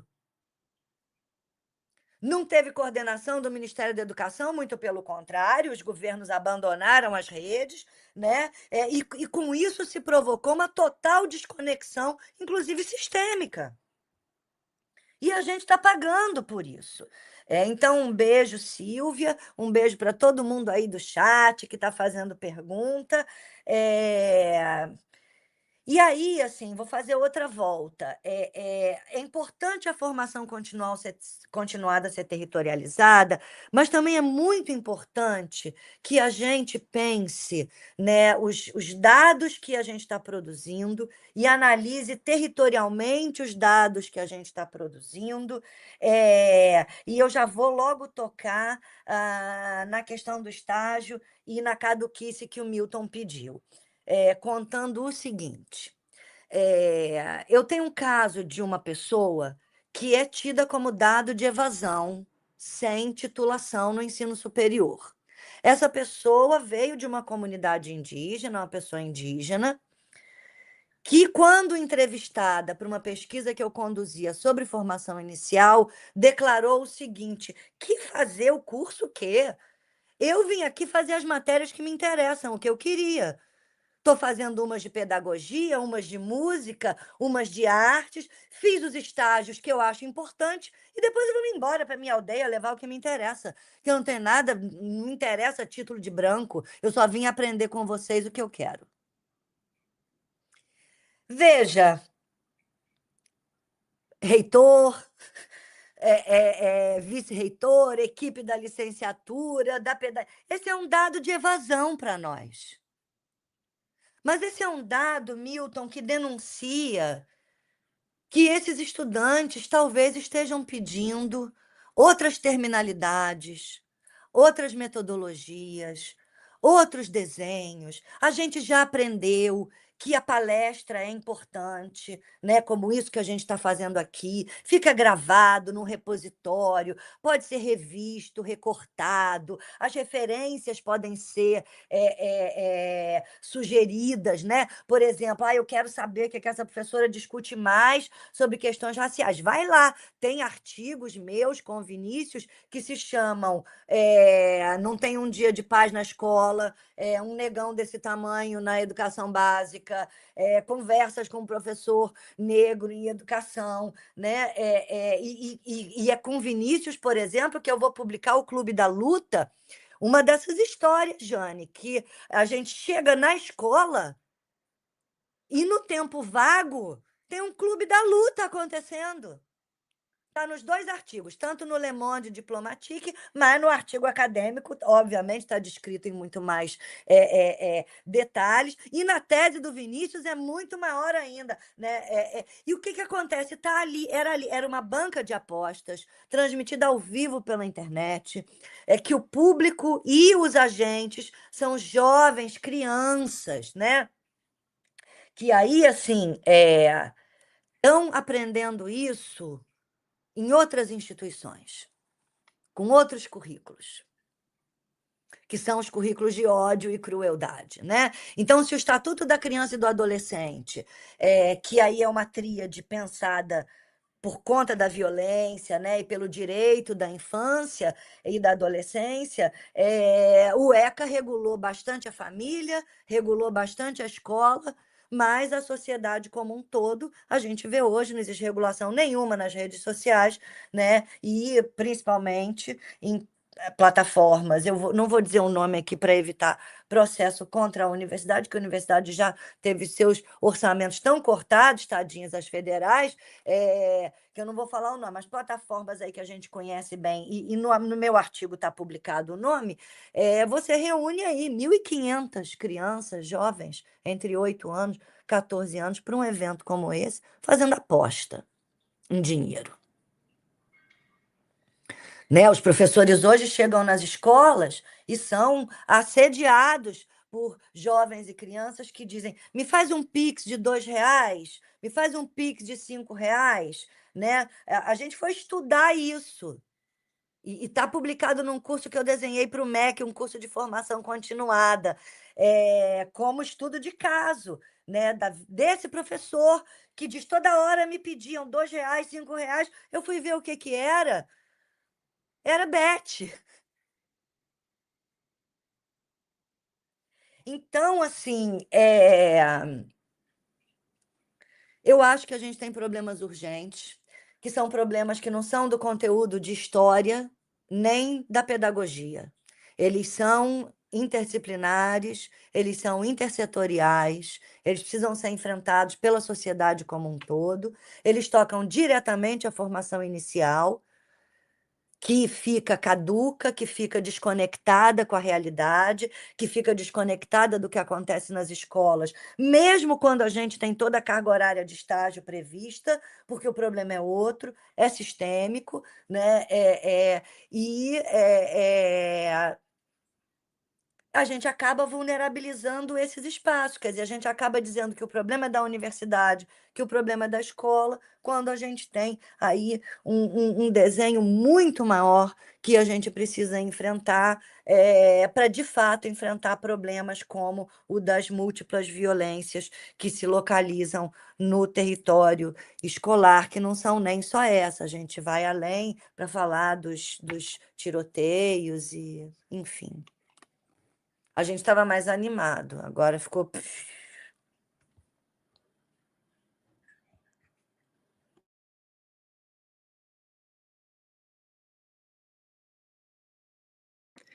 Professora Maria Luísa, nós temos uma questão que diz assim: a senhora, bom, essa da territorialidade, né, que você já acabou de responder, mas nós temos uma colocação que, se você deve ter lido, o arcabouço fiscal é também um grande desafio, né? Uma vez que, sem recuperar o orçamento público, né, que você toca agora no final com relação às universidades.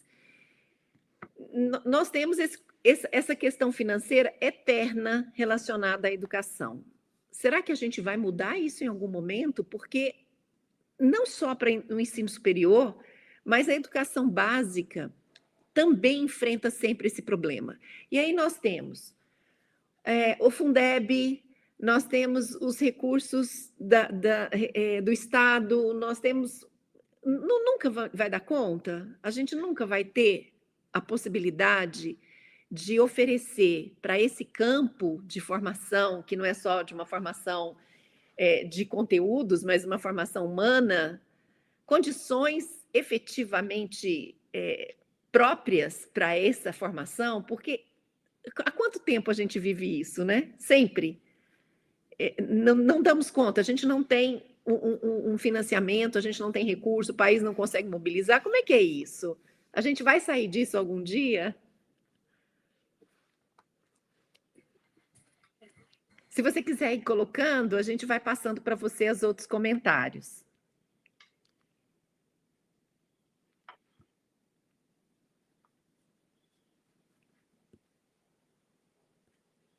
Você prefere... Você já comenta? É o delay, né? Eu acho que ela está terminando de ouvir o delay. Sim. Vamos lá. Tá, então pode ir passando enquanto eu vou falando, eu vou tentando emendar. Posso responder, né? Você tinha terminado, Renata? Tá. Sim. É que eu estou no delay, tá, gente? Então,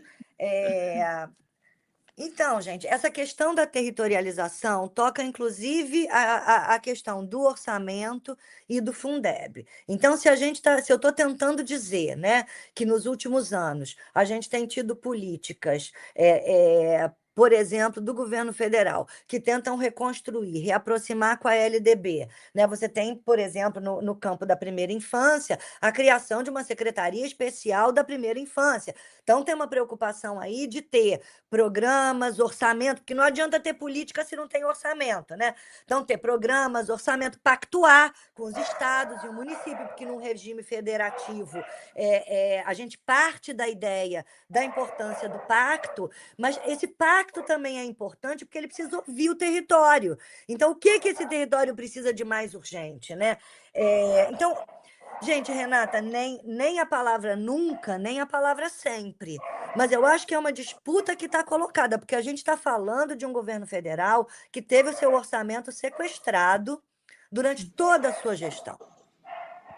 Então, acho que a gente precisa pensar, quer dizer, que modelo, se a gente realmente continua tendo uma gestão orçamentária presidencialista, em que você tem um governo central coordenando um pacto federativo. Porque a coordenação do pacto federativo, até se você pegar a Constituição Federal e a LDB, exige, por exemplo, no caso da educação, mas também da saúde, se você pegar o modelo do SUS, a criação permanente de programas complementares, o fomento da formação continuada. Agora, se você pega assim, vamos lá, né? Formação continuada, perguntaram aí do SAEB e tal, tanto... Orçamentariamente, a gente tem esse problema, porque o município que resolve investir, a gente vê a diferença, né? O Estado que resolve investir, a gente vê a diferença, e muitas vezes os resultados são comunicados, às vezes até de forma, digamos assim, interessada, né? Para valorizar algumas coisas e não outras. Né? Você tem, às vezes, unidades da federação que tem resultados muito maravilhosos e você só valoriza o resultado do teste, mas você não valoriza que aquele resultado do teste chegou a partir da construção de parcerias permanentes entre as unidades dentro da rede, de novas iniciativas de formação continuada, às vezes, né, de planos de carreira muito bem remunerados, de reformas de infraestrutura. Então, tudo isso a gente precisa... Quando você analisa um resultado, você precisa analisar isso. E aí, quando você fala assim dos grandes países, aqueles modelos que têm uma educação maravilhosa, gente, a primeira coisa que ele tem é uma equipe que vai lá na escola discutir o resultado. Né? Que resultado foi esse? Vamos rastrear o que aconteceu, o que tem a ver com o livro que está usando, o que tem a ver com os dias de aula que não aconteceram. A gente tem comunidades aqui no Rio de Janeiro cujas escolas ficam fechadas, às vezes, 27% do período letivo. Como é que eu vou analisar esse resultado diante de uma escola que abriu os 200 dias? Né? E como é que eu vou dizer que o resultado da rede privada é muito melhor do que a rede pública se eu não tenho a mesma testagem? E se são os mesmos professores, formados nos mesmos lugares? Então, assim, eu acho que, como alguém disse aí no chat, é muito importante a gente valorizar o que foi feito nesses 30 anos de LDB. Nesses 40 anos de Constituição Federal, que estava escrito lá, o que estava escrito lá, muita gente nem queria que acontecesse. E daí tanta gente está reclamando. Quando escreveram lá, o direito à educação é universal e tal, tinha gente que assinou aquilo ali e disse, isso aí não vai acontecer nunca. Quando começou a acontecer, incomodou a muita gente. E eu acho que agora é hora da gente entender, né, a importância das conquistas e defendê-las. A LDB nunca foi perfeita, mas é uma belíssima legislação que valoriza aquilo que a gente tem de mais importante, a nossa diversidade, e valoriza aquilo que a gente tem de mais grave e urgente, que é a nossa desigualdade. Professora, você falou uma coisa agora que eu anotei na sua fala, que eu achei importantíssimo e que eu não sei como fazer, mas que eu acho extremamente importante. Como que nós vamos fazer e ensinar e aprender a deixar de ser objetos da lei para passar a sermos sujeitos da lei? Porque eu concordo com você, nós temos uma lei de diretrizes e bases pautada na diversidade, mas nós ainda não... Eu penso, né, assim, uma leitura de que nós ainda não aprendemos o que isso realmente significa. Então, eu achei ótimo o que você disse e agora fico pensando, como que eu vou aprender e como que eu vou ensinar a deixarmos de ser objetos, mas que sim sujeitos da lei.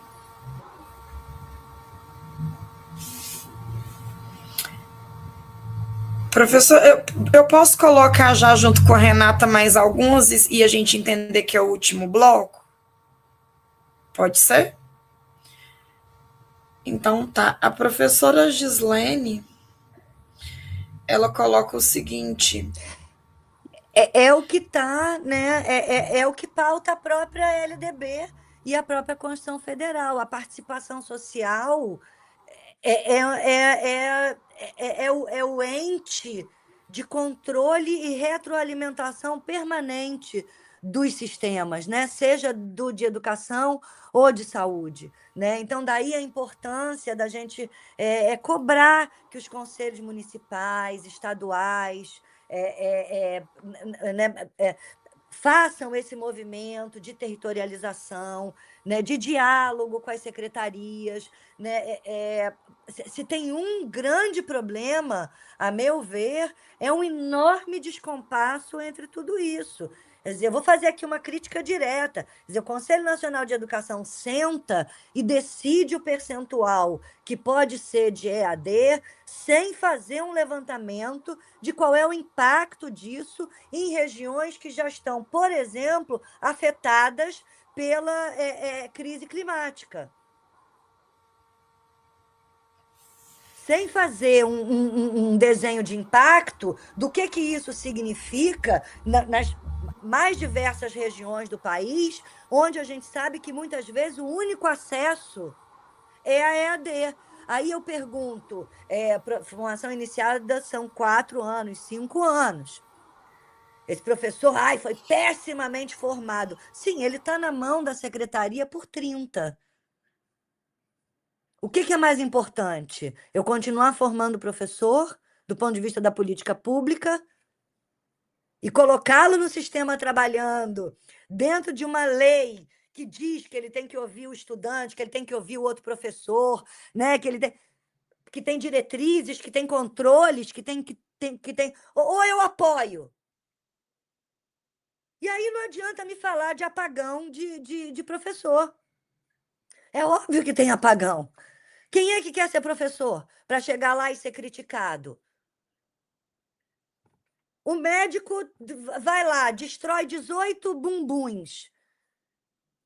E o consultório dele continua cheio, ele continua influencer na internet. Não tem problema, ele tem direito de errar algumas vezes. O professor tem zero direito de errar. E eu estou falando isso da alfabetização ao superior estrito sensu.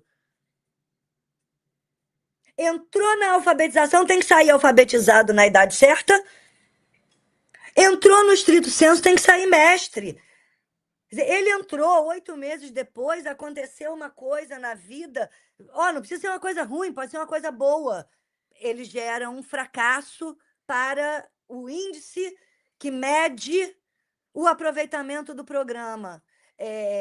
Será que a gente não está usando esses índices contra a gente mesmo algumas vezes, assim? Sabe, vulnerabilizando a gente, mas a gente precisa tomar cuidado com isso, porque às vezes o cara ganhou na loteria. E foi abrir uma universidade num lugar onde não tem nenhuma. Ele é um egresso não titulado? Ou você deu a ele a formação que ele precisava ter para entrar no sistema e colaborar com você? Então, eu vejo dessa forma, assim, e eu acho que, inclusive, a gente acaba contribuindo para que muitos bons resultados, Renata, não sejam vistos dessa forma, com essas políticas. Você acaba anulando bons resultados, né? Então, por exemplo, o que mede a eficiência do ensino médio é aprovar no Enem. O povo aí no chat estava falando como é que a gente garante a inclusão e tal. Para começar, tem que pensar se é essa mesma eficiência do ensino médio, é passar no Enem. Exatamente. Eis a pergunta que é importantíssima de ser feita para qualquer sistema de avaliação, né? Quem é essa pessoa? Que a pessoa precisa de formação até finalizar o seu ensino médio, né? Mas, Jane, se você quiser colocar mais alguns comentários. Eu acho que eu quero ver com a professora Maria Luísa, que se ela quer que a gente encerre por aqui. Professora. Porque eu vejo que as falas, elas estão indo e vindo na territorialização. Sim. Eu ia trazer a da, eu acho que foi da professora Gislene mesmo, da Educação Física, que ela falou sobre o arcabouço Podemos fiscal, encerrar em mais 5 minutinhos, fazer uma rodada, ver se alguém aí do chat quer mandar uma pergunta última aí para a gente. Eu respondo mais uma. Eu vou colocar da professora Gislene e a gente encerra, que ela coloca o seguinte: o arcabouço fiscal é também um grande desafio, uma vez que, sem recuperar o orçamento público, sequestrado por emendas parlamentares, fica muito difícil. Eu trago essa, professora, e junto com ela, fazer a ponte, porque daqui a pouco, 13h30, nós temos uma mesa redonda, que é sobre políticas para a educação básica. E aí, essa questão da territorialização é tudo que a gente está conversando aqui. Então, eu acho que assim a gente consegue encerrar, já deixando, né, Renato, o convite que a gente daqui a pouco retoma no início da tarde com as próximas discussões. É isso.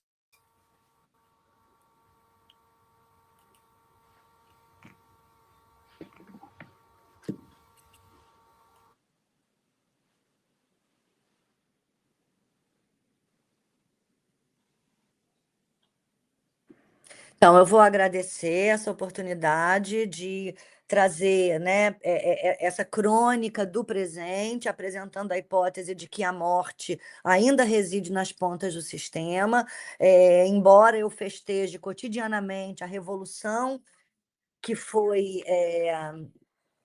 que foi criada pela sociedade brasileira a partir da Constituição Federal de 88 e da LDBEM, mas eu vou chamar a atenção que nos últimos 10 anos a gente teve grandes impactos nesse movimento de construção, que foram vistos sobretudo no ensino médio, até porque a capacidade de resistência da educação, do ensino fundamental e da educação infantil é maior, porque eles são mais, em número maior, eles têm dedicação de mais horas nos espaços escolares, então eles obrigatoriamente dialogam mais com as comunidades.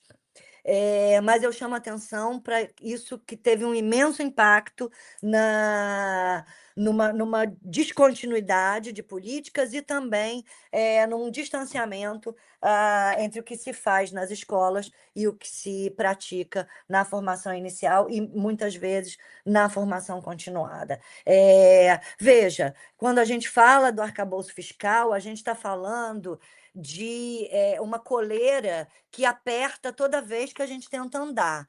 Então, o nome disso é impossibilitar qualquer ação.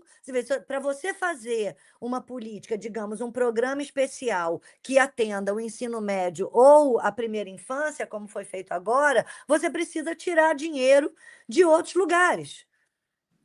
E assim não se trata um país que, inclusive, continua crescendo. Se a gente estivesse diminuindo, mas os números que nós vimos apresentando são números muito melhores, inclusive, do que, por exemplo, os números de outros ministérios, cujo orçamento não foi tão sequestrado nem tão controlado. Porque, se a gente analisasse de fato, os resultados da educação, inclusive, impactam em tudo que se faz nesse país. Quer dizer, se hoje você tem populações dentro das universidades que nunca estiveram, isso é por causa da educação. Óbvio que políticas de redução da desigualdade têm um papel nisso, então você tem um papel direto do Bolsa Família e agora do pé de meia na garantia do acesso ao ensino superior. Ou seja, para garantir um direito, você precisa fazer uma transferência direta de dinheiro do governo federal. Isso é um problema no desenho do Pacto Federativo, sobretudo quando você retira o orçamento do federativo. Acho que eu já, né, falei demais aí desse desenho, mas você veja, com isso a gente cria problemas para o sistema como um todo. Quer dizer, se você não consegue manter a infraestrutura da universidade, pagar a conta de luz, consertar uma sala que quebrou, você está impactando em um número gigantesco. Agora, você está impactando em um número gigantesco todo o sistema, né? Não é aquela sala que é o problema. Então, esse é basicamente o problema de você trabalhar com um orçamento que você tem que tirar, né? Um cobertor curto, que eu diria que o arcabouço fiscal ele é um cobertor curto, né? E ele, inclusive, a meu ver, tem sido um grande impeditivo para o Pacto Federativo funcionar de modo mais efetivo na garantia do que está previsto no nosso, digamos, arcabouço jurídico, legal, né, de direitos, de garantia de direitos. Mas eu não quero terminar sem falar de uma coisa. Sobre estratégias de formação de professores. A gente assistiu nos últimos anos nesse país, nasceu uma estratégia de formação de professores que eu acho uma das mais lindas, mais dentro da LDB, que se comunica, né, que produziu resultados belíssimos, foi o PIBID. E que eu acho que o PIBID ele tinha que ter sido institucionalizado, inclusive como orçamento, como currículo, para as licenciaturas e para... Pronto, já falei, então, já deixei aqui o problema com vocês, né? Eu acho que o PIBID ele tem uma coisa linda, que ele ensina para a escola, que a universidade também sabe, mas ele faz uma coisa mais bonita. Ele ensina para a universidade que a escola sabe muito. E é essa ventilação, é essa troca, é isso que faz um sistema. É isso que faz uma rede, né? É isso que possibilita a construção de iniciativas de formação continuada territorializadas, né? É isso que possibilita um entendimento de um índice do SAEB, do IDEB, localizado ali naquele território, né? É isso que possibilita, às vezes, entender uma evasão como uma outra alternativa de vida. Acho que é isso, gente. Olha, amei estar aqui com vocês. Jane, pode chamar você. Chamar de novo, Jane, é melhor do que chamar a primeira vez, entendeu? Então fica à vontade. E com obrigado a você, eu agradeço a todo mundo, todas as pessoas no chat, aqueles que vão ver de noite, que vão ver amanhã, que vão ver outro dia, povo lá da escola, né? Que essas falas acabam sempre chegando nas escolas. Então vocês não são os exterminadores do futuro, mas também não vão salvar a pátria. Vamos precisar de todo mundo, como disse o Beto Guedes. Obrigada, gente. Professora Maria Luísa, nossa, assim, né? A gente sempre tem palavras para agradecer e eu quero te dizer que foi um prazer passar essa manhã com você, né? E com todas as pessoas que estão aqui no chat. Te agradecer imensamente por tudo que você nos deixou, né? Que nos sensibiliza, que nos provoca mesmo a pensar a nossa posição nesse lugar em que estamos, né? Nesse nicho que ocupamos nesse planeta, né? E fico muito feliz porque a sua definição não é uma palavra muito forte, né? Mas o seu desenho do que vem a ser o PIBID, eu compartilho totalmente com ele. Eu acho que o PIBID é realmente um programa que efetivamente nos coloca no campo onde, né, os nossos egressos estarão e onde nós estamos formando os nossos egressos. Então, é um campo extremamente importante. A coformação é algo que a gente precisa valorizar e precisa trazer para essa discussão. Nós temos aqui, né, entre os participantes que estão te ouvindo, né, estão nos ouvindo, muitos PIBIDianos, e isso é muito, muito importante. E quero agradecer aqui, né, as pessoas que estão deixando aqui no chat seus comentários, as suas sugestões de leitura, como a professora Silvia trouxe aqui vários, né? E muito obrigada mais uma vez pela sua presença. Seja certa que teremos mais oportunidades para esse diálogo que é tão importante, tão caro para nós. Muitíssimo obrigada. Jane, te devolvo a fala. Muito obrigada, professora Maria Luísa, né, por esse encontro. Eu espero que a gente se abrace pessoalmente ainda, presencialmente, que a gente tenha também esse contato, os olhos nos olhos, e que a gente possa ainda dialogar muito pelos propósitos que a gente tem em comum.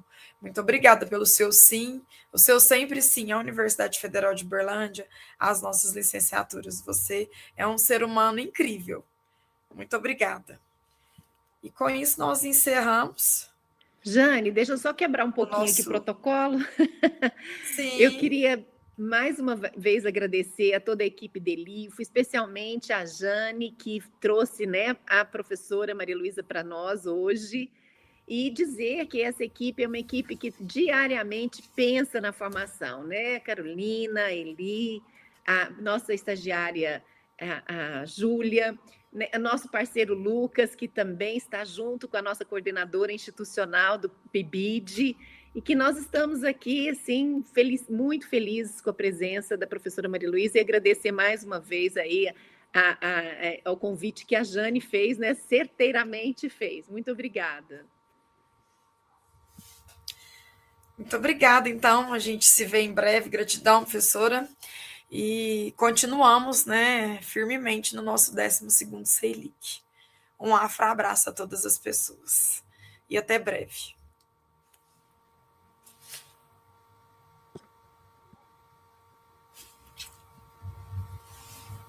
Jane,